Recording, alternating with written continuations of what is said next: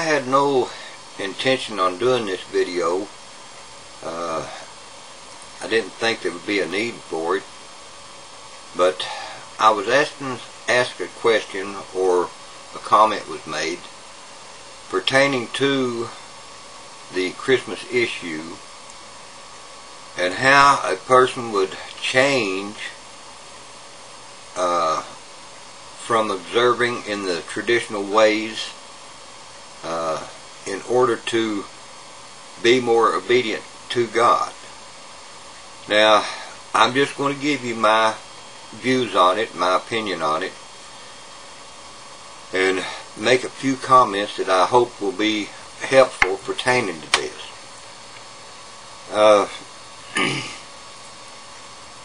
It is a hard situation to change something that has been in existence for so many years, especially where young children are involved and they have gotten used to this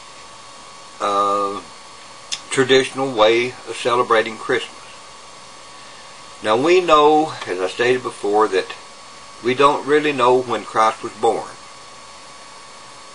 Many years ago, back in the Dark Ages, somewhere in that period of time, the Catholic Church, I think it was, brought in the pagan holiday on December the 25th. They was, when they, I think the date that they worshipped Queen Astera, I believe it was, and because of the pagan worships and the things they did with decorating trees and things of this nature, of course it wasn't what we do today, it was a different procedure.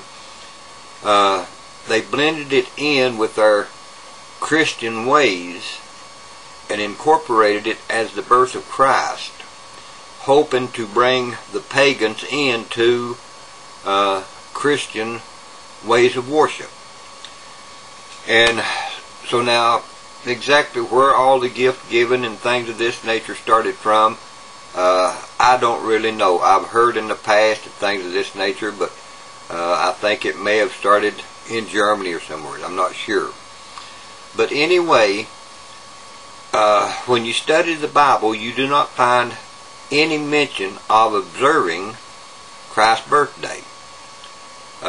Nowhere does any of the disciples, apostles, or anything of this nature teach that we are to observe and remember Christ's birthday. But now, myself, I don't see a thing in the world wrong with that. We do observe it, knowing, you know, what it is and everything. We still acknowledge the birth of Christ, and we go about things a lot different.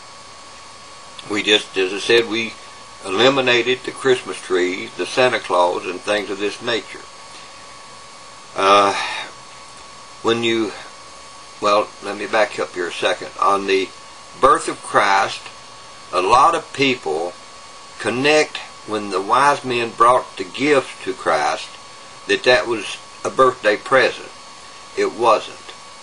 The gifts that was brought to him was prophetic of his death.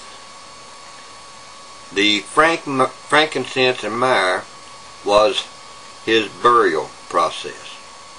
The gold was to show he would be buried as a rich man. And we know this was done because the individual that buried him was a very rich man.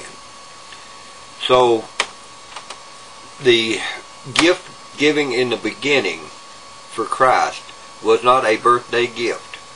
It was a burial gift. But today, we give gifts on top of gifts to each other, saying that it's in honor of Christ's birthday. And the gifts hasn't got all that much to do with what I'm talking against.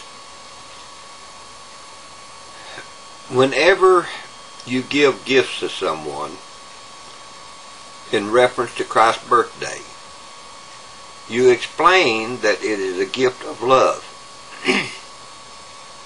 And I would strongly advise anybody that if you do not have love for the individual you're giving a gift to, don't give that gift.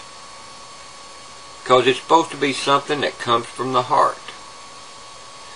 Now, one of the things that caused us to become so commercialized during Christmas is we try to outgive each other. We try to give more. We try to give more expensive than the other person. And a lot of times we do it in hopes that we're going to get as much back. Now, when you give from the heart, you give with the understanding or with the thought that you don't really expect nothing back. You're just giving it from the heart to the individual. And this is what we need to keep in mind. And when you go out and you spend hundreds upon hundreds of dollars buying Christmas gifts for one person, say, then that's a total waste of money. Whenever you give one gift and it's given from the heart, that should be sufficient. Now, with children, this is hard to understand, because we start with them almost from the beginning. So each year when we mention Christmas, they remember the previous year when they got all these good things. And when this Christmas arrives, they're going to be expecting the same thing. If they don't get it, they're probably going to be hurt. They don't understand the cost of things. And they don't understand where one gift is sufficient. So we have to gradually teach them what it's about. It's not hard to eliminate Santa Claus just by saying there is no Santa Claus. Me and Mama gives it to you because we love you. We give it to you because we're honoring the birth of Christ, who came and gave His life for us. So we're just giving you a token of our love in remembrance of all the love that He gave us. Now, here again, a little child may not understand this, but we have to do a continuous thing, and then it becomes common to them, common knowledge to them. With the Christmas tree, just do away with it. You don't have to have a Christmas tree. A lot of people says, oh, all of this represents the stars. The fir tree represents everlasting life because they live. Their needles stay on year round. I mean, there's all kind of different comments they make about this. And it really has nothing to do with Christ. So you push it out of sight. You put it away. You quit decorating the Christmas tree. You quit putting up all the lights. Now, I'm not going to say that you have to do it completely. We did.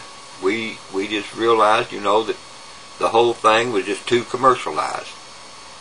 And here the past few years we have noticed that in our neighborhood there's fewer and fewer people putting up the outside lights that they normally do.